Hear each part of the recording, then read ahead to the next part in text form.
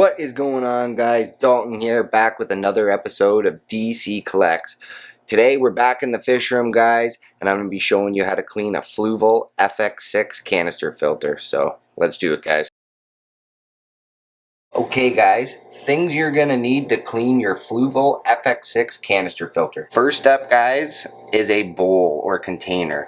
This is to keep tank water in, which you're going to then put your biological media in, so none of your beneficial bacteria dies off. You're also going to want a sponge, guys. This is going to be handy for cleaning all the surfaces of your canister filter. You're also going to want a brush. So the brush is going to allow you to clean the tubes that are in the canister filter itself, as well as get into the little nooks and crannies. You're also going to want a smaller container. I recommend a milk jug. They work great, but that will be for scooping the tank water into your bowl. Next, you're going to want some water conditioner, guys.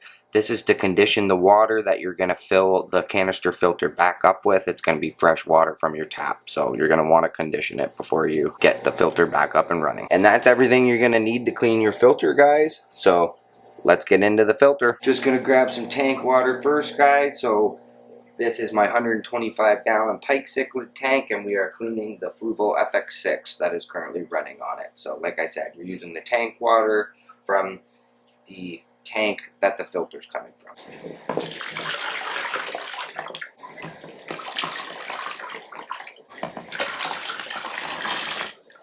Okay, first things first, guys. You're going to unplug your canister filter. You're then going to close your intake, close your outtake,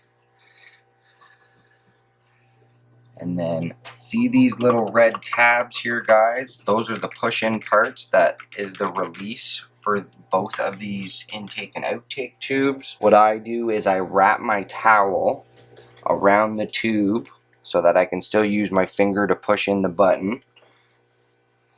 Push in the button and do a little twist, and it should pop right off for you guys. That's why you have the towel, because there is quite a bit of water in that hose. Best way to make sure your stand isn't getting soaking wet. Use the towel, guys. It's pretty clean. And we're just going to do the same thing here. Get ready for that water to come out. Twisting but pushing the button in at the same time.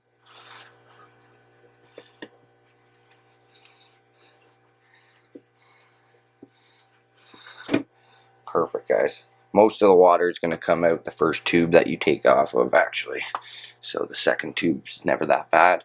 But now we're going to bring this over to my bathtub. You could bring this outside, guys, and do it with a hose, but it just snowed last night where I live, so that's not happening. We're going to take this over to the bathtub. Okay, sorry about the lighting, guys. It's the basement bathroom. We got to do what we got to do here, but just going to take your lid off.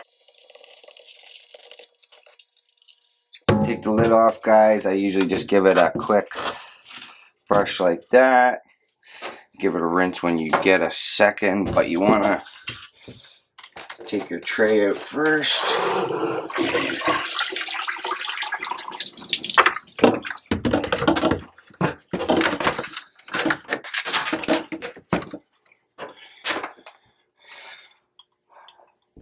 Also, guys, it is fairly heavy, but as you can see, there is that drain on these filters.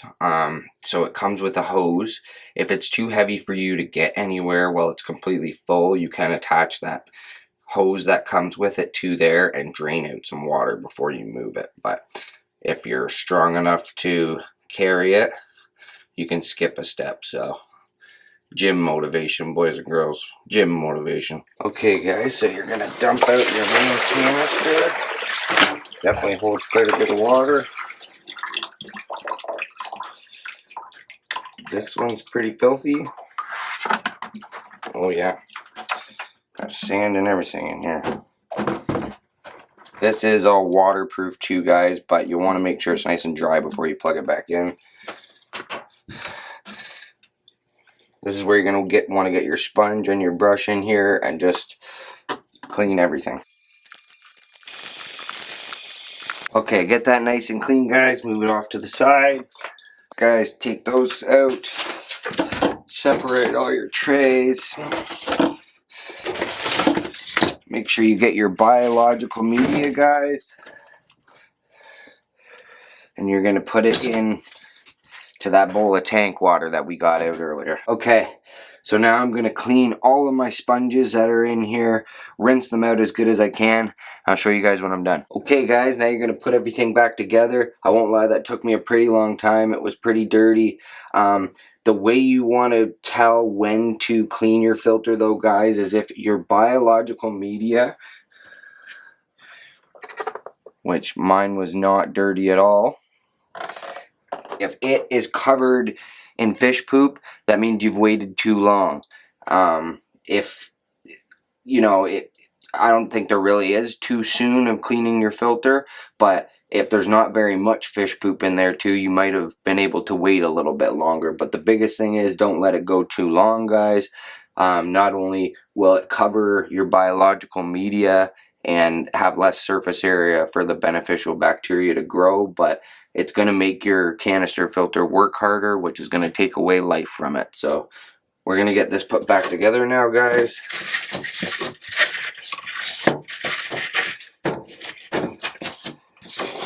My biological media is going in the bottom tray, but not till the very end.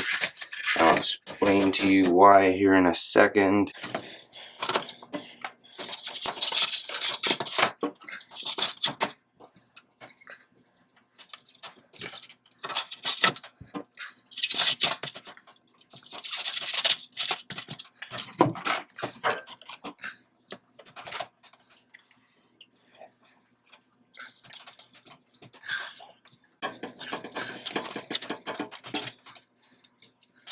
Okay, next guys, you're going to get your filter back into position here.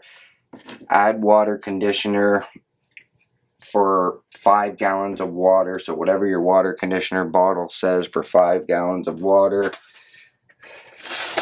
Now you're going to, guys, put your biological media back in place. I ended up finding another bag in mine. I have 2 great big huge bags, guys. I also recommend keeping your biological media in these bags. As you can see, it's nice and easy to take in and out, and you're not disturbing that colony of bacteria as much as you would be.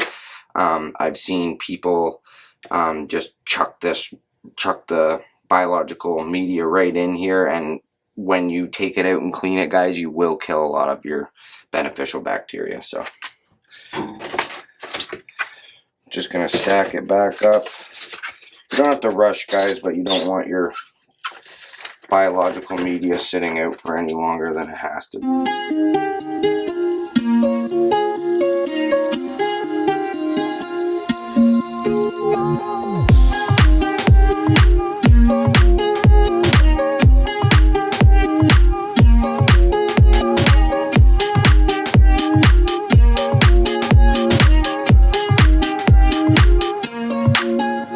Fill it back up with water.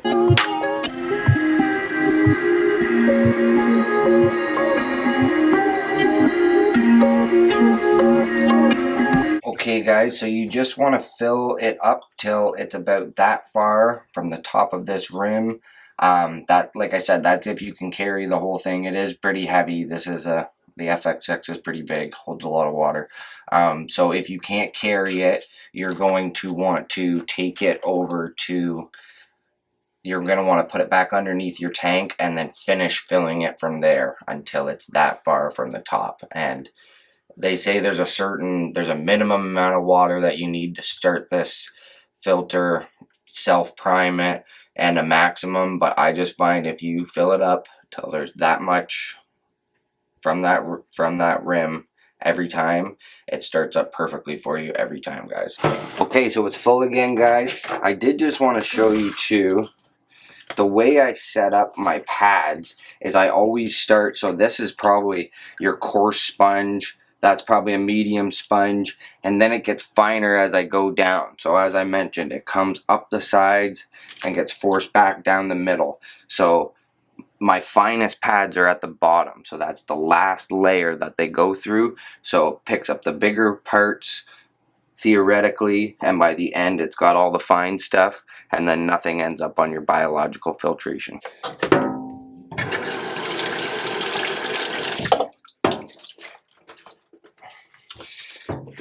Okay, next guys, put your lid back on. There's only one way.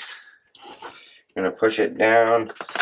This is very important too, guys. So you want to do these nuts up like you would the lug nuts on the tire of your car.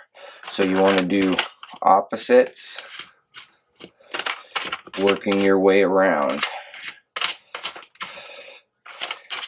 whatever direction you want to go, but you do opposites either side from each other, spinning. And you don't want to do these, you don't want to crank these super tight, guys, because I've seen these break off on people before, but you do just want to tighten it up until it's fairly hard to turn. Let the gasket do the work for you guys. Yeah, you don't want to break one of these. Definitely a finger workout, but you just want to go around until they're all pretty tight.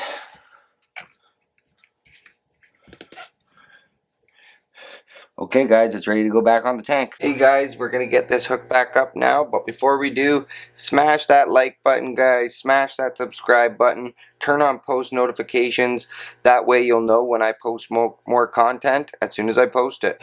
So first things first guys, you're going to hook up, you just push these connectors back on and you're going to see the red button pop in and out. It will click when it locks on. Same with your outtake. You'll hear it click.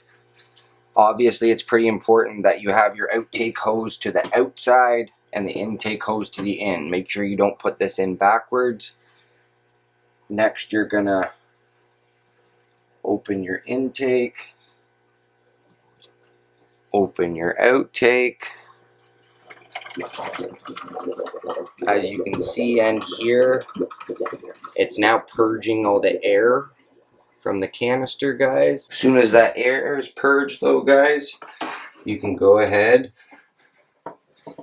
and plug in your canister filter. So there we go. We're back up and running.